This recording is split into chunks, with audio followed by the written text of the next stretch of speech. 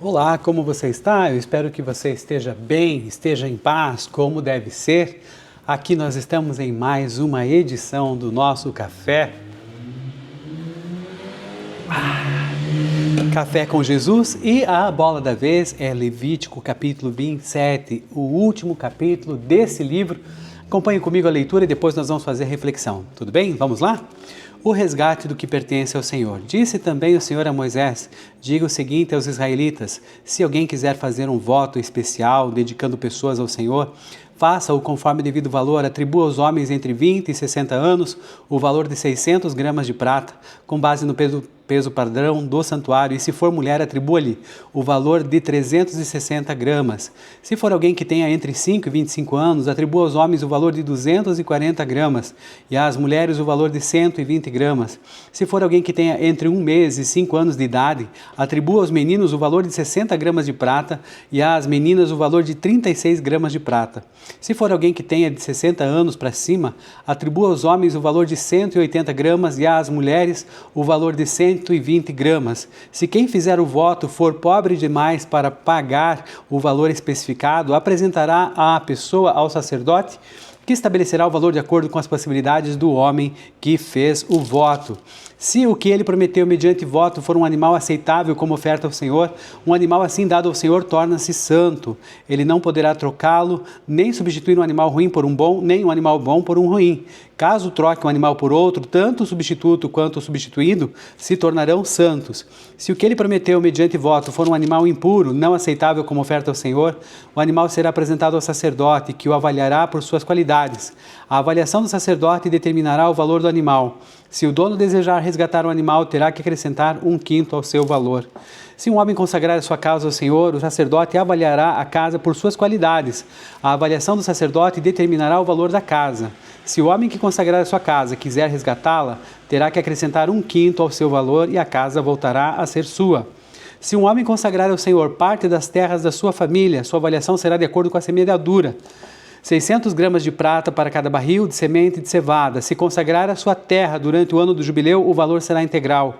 Mas se consagrar depois do jubileu, o sacerdote calculará o valor de acordo com o número de anos que faltarem para o ano do jubileu seguinte, e o valor será reduzido. Se o homem que consagrar a sua terra desejar resgatá-la, terá que acrescentar 1/5 ao seu valor e a terra voltará a ser sua. Mas se não resgatar ou se a tiver vendido, não poderá mais ser resgatada. Quando a terra for liberada no jubileu, será santa, consagrada ao Senhor e se tornará propriedade dos sacerdotes. Se um homem consagrar ao Senhor terras que tenha comprado, terras que não fazem parte da propriedade da sua família, o sacerdote determinará o valor de acordo com o tempo que falta para o ano do jubileu. O homem pagará o valor no mesmo dia, consagrando ao Senhor. No ano do jubileu, as terras serão devolvidas àquele de quem ele as comprou. Todos os valores serão calculados com base no peso padrão do santuário, que são 12 gramas. Ninguém poderá consagrar a primeira cria de um animal, pois já pertence ao Senhor, seja a cria de vaca, de cabra, seja de ovelha, pertence ao Senhor.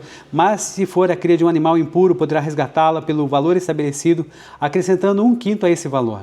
Se não for resgatada, será vendida pelo valor estabelecido. Todavia, nada que um homem possua e consagre ao Senhor, seja homem, seja animal, sejam terras de sua propriedade, poderá ser vendido ou resgatado. Todas as coisas assim consagradas são santíssimas ao Senhor. Nenhuma pessoa consagrada para a destruição poderá ser resgatada, terá que ser executada.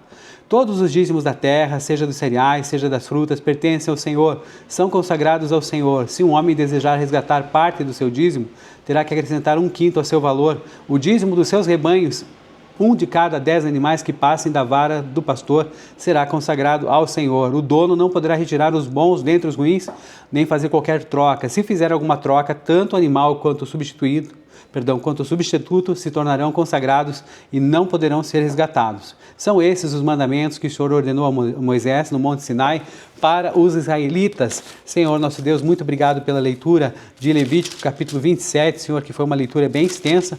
Agora nos abençoa, Pai, nesse tempo em que vamos refletir e aí conversar, sobre a sua palavra. Nos abençoa, nos dá a tua paz, em nome de Jesus. Amém, amém. Tudo bem, gente? Como é que vocês estão? Espero que vocês estejam bem, como eu já falei no começo, Então, o capítulo 27 aqui de Levítico funciona então como uma espécie de um apêndice prático, uma espécie de suplemento final e regulatório que encerra aqui o livro, tratando especificamente desses votos voluntários, das consagrações ao Senhor e dos dízimos.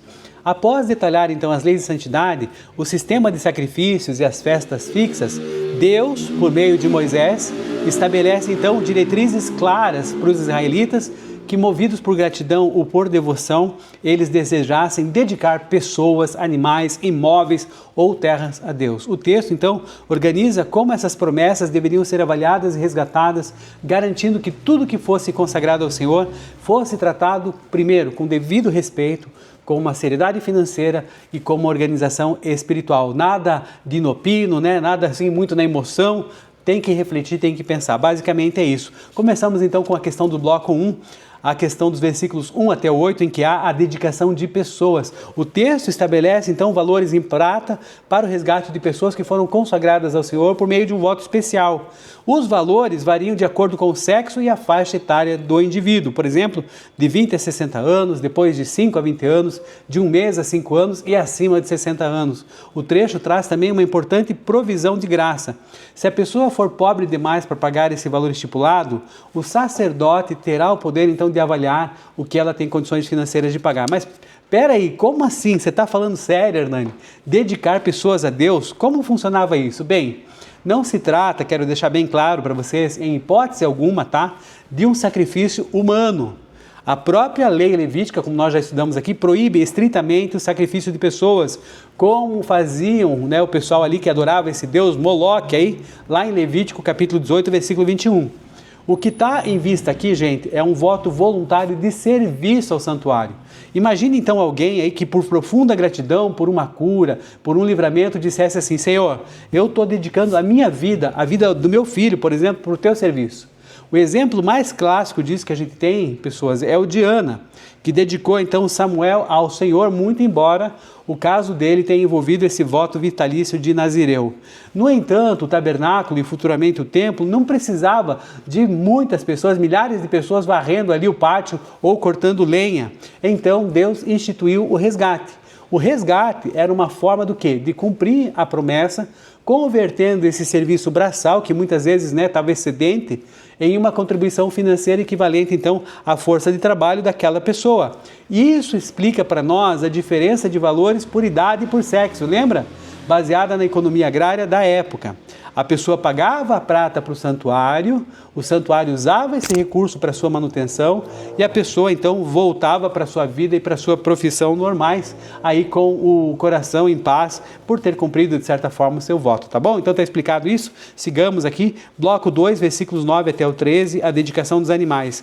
Trata das regras para dedicação dos animais oferecidos em voto.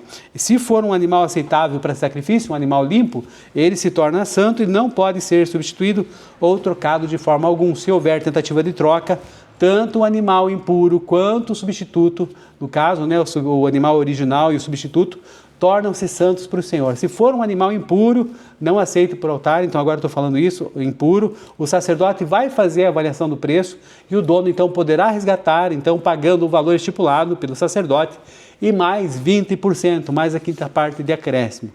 Os versículos 14 e 15 compõem o bloco 3 da consagração das casas. Quando alguém consagra a sua casa ao Senhor, o sacerdote deve o quê? Deve determinar o seu valor. E caso a pessoa que consagrou decida resgatá-la para posteriormente, para ela vai precisar pagar o valor da avaliação que foi feita pelo sacerdote, acrescido da quinta parte de 20%, e então a casa voltará a ser de sua propriedade. No bloco 4, versículos 16 até o 25, a consagração de terras. Esse bloco, então, ele regula o quê? A consagração de propriedades agrícolas. O valor da terra é calculado, a terra herdada é calculada com base na quantidade de semente necessária para plantá-la e no tempo que resta até o ano do jubileu, quando as terras elas retornam para os seus donos originais. Há regras específicas aqui para o resgate e consequências, caso a terra não seja resgatada. Se a terra for consagrada, foi comprada de terceiros e não herdada, ela volta para o dono original no jubileu e a avaliação é paga então como consagração. O que é esse ensino que existe aqui, gente? É que Deus não permite que a espiritualidade da pessoa, né, a emoção, aqui a flor da pele, aquele, né, vamos dizer, aquele tremer de corpo, né, aquela coisa toda que a pessoa faz no impulso, destrua essa justiça social da família. Então, você não podia, no momento de uma êxtase religiosa, de um êxtase religioso, que já existia naquela época, então um sentimento exacerbado, doar a terra da sua família para sempre ao templo e deixar os seus filhos passando fome. A lei de Deus, ela barrava isso. O zelo religioso e o engajamento espiritual deveriam caminhar de mãos dadas com a responsabilidade e sustento familiar. É bom dizer que há algumas demandas em que as pessoas são membros da igreja, pagam o dízimo e depois querem se ressarcir. Nós tivemos agora recentemente uma decisão do Tribunal de Justiça de São Paulo que diz que é indevido o ressarcimento. Então, só para você ficar ciente, né, de como essas coisas ainda hoje elas têm aí a sua vigência. Depois nós vamos aqui para o bloco 5, dos versículos 26 até o 29, em que os primogênitos e as coisas consagradas irrevogavelmente são tratadas aqui. Então veja só, os primogênitos dos animais já pertencem ao Senhor por direito, portanto não podem ser oferecidos como um novo voto voluntário. O texto aqui também institui o que? A lei do que é sagrado de forma irrevogável, chamado de anátema. Nada que for consagrado dessa maneira exclusiva ao Senhor pode ser vendido ou resgatado, devendo cumprir o seu propósito final integralmente. O que é esse termo anátema? Que vem do hebraico herem. Nesse contexto do Antigo Testamento, não significa a excomunhão lá medieval da igreja, em que alguém é expulso do convívio de uma sociedade. Significa o que esse anátema? Consagrado para a destruição ou entregue irrevogavelmente ao Senhor. Para bens, terras ou animais sagrados, significava que aquilo pertencia absoluta e permanentemente, de modo perene, ao santuário. Não havia resgate, não dava para pagar o valor e mais 20% e tomar de volta, tá? É nesse sentido. Para pessoas, aplicava-se estritamente ao contexto de justiça ou de guerra, como as nações cananeias ou um israelita que cometesse idolatria grave e fosse condenado à morte. O versículo 29 diz que se uma pessoa fosse consagrada assim, teria que ser morta. Ou seja, se alguém fosse consagrado à morte pela questão da justiça divina, ninguém poderia oferecer dinheiro aos sacerdotes para resgatar a vida daquele criminoso, daquele que cometeu esse crime. A justiça de Deus, então, ela não aceitava suborno. Bloco 6, versículos 30 a 34, a lei dos dízimos, em que o capítulo então se encerra, o último bloco, declarando que o dízimo da terra e o dízimo dos rebanhos são santos e pertencem ao Senhor. O dízimo das colheitas pode ser resgatado pelo dono com acréscimo de 1/5, mas o dízimo dos rebanhos não pode ser resgatado, e nem trocado por um outro animal. Como é que funciona isso? A questão da vara do pastor e a soberania de Deus ali do versículo 32. O texto diz que o dízimo do rebanho será cada 10º animal que passar debaixo da vara do pastor. Como é que isso funcionava? Bem, era mais ou menos assim, o pastor ficava então na porta do curral com o seu cajado, e ali os animais iam saindo um a um, ele contava, 1, 2, 3, 7, 8, 9, o número 10 era marcado com a vara e separado para Deus. O versículo 33 proíbe então o dono de escolher se o animal era bom ou ruim e proíbe a troca. Por quê? Para impedir que a natureza humana tentasse dar um jeitinho, separando os animais doentes para Deus e guardando os fortes para si. A vara do pastor exige confiança absoluta. E o que cair no número 10 é do Senhor. E ele sabe o que está fazendo. É uma entrega de controle. Bom, do ponto de vista da teologia prática, Levítico 27 nos ensina o quê? Profundamente sobre ética, sobre integridade, sobre o peso das nossas promessas feitas diante de Deus. Fez uma promessa a Deus? Não fiz. Mas então quer fazer? Quero. Então pensa bastante para não se empenhar e depois ficar frustrado porque não consegue cumprir. Embora os votos fossem expressões voluntárias de adoração, como nós vemos aqui hoje, o texto demonstra que o engajamento consagrado exige o quê? Responsabilidade concreta. Não se trata de palavras proferidas num momento de fervor espiritual, de êxtase religioso, de emoção à flor da pele, mas de um compromisso que envolve nossos bens materiais, nossos recursos e o respeito à ordem estabelecida. Para quem vive a missão integral, esse princípio ecoa perfeitamente na atualidade, lembrando que o nosso tempo diário de oração e adoração deve estar o quê? Intimamente alinhado com ações justas, fidelidade prática e obediência inegociável àquilo que o nosso coração dedicar ao Senhor, seja o nosso tempo, seja a nossa vida. E como é que Jesus está nesse contexto? Jesus é o cumprimento perfeito dessa lei do resgate, quanto da lei do anátema, transferindo o foco do ritual para uma redenção eterna. Por quê? Porque o preço do resgate, vamos ver aqui, em Levítico você resgatava uma vida dedicada, com moedas de prata. Aí o apóstolo Pedro usa exatamente essa imagem econômica de Levítico para explicar a cruz. Olha lá, 1 Pedro 1, 18, 19. Pois vocês sabem que não foi por meio de coisas perecíveis como prata ou ouro, que vocês foram resgatados, mas pelo precioso sangue de Cristo. Glória, aleluia, amém. O anátema, a maldição, nós éramos as pessoas que estavam sob sentença irrecorrível de Deus por causa do pecado, mas Jesus tomou esse lugar. Paulo explica então em Gálatas 3,13, Cristo nos redimiu da maldição da lei que estava sobre nós, e quando ele se tornou maldição em nosso lugar, se tornou maldição anátema em nosso lugar. E o voto perfeito, Jesus foi o único que se dedicou voluntariamente, integralmente ao Pai e não precisou ser resgatado para voltar à vida comum. Ele consumou o seu serviço até o fim. E qual que é o nosso desafio pessoal para hoje, meus irmãos?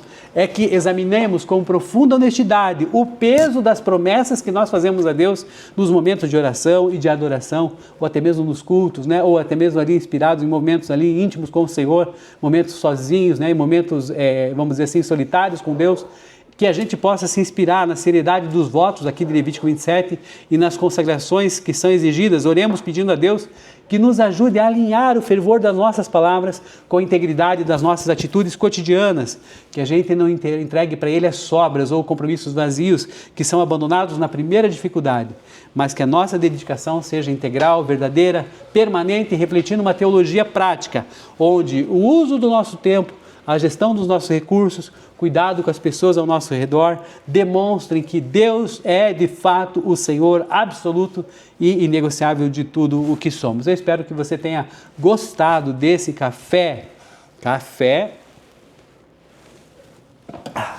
com Jesus. Um grande abraço, tudo de bom, Deus abençoe, a paz. Valeu!